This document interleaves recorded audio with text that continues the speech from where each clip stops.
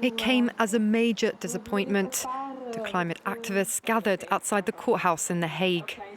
As inside, the Dutch appeals court reversed a landmark ruling that imposed steep carbon emissions reductions on energy company Shell.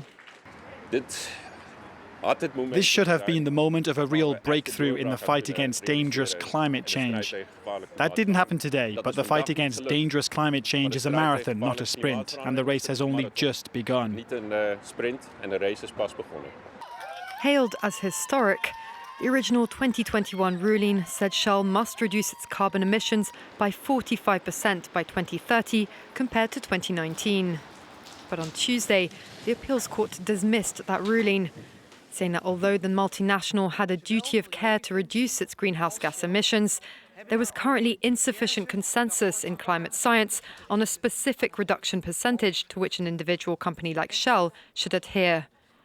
After a string of courtroom victories, it's a defeat for climate activists, leaving a question mark over whether climate litigation is the right approach. Well, there are some points of light, I guess, that the court, they acknowledge that Shell actually has to reduce their emissions.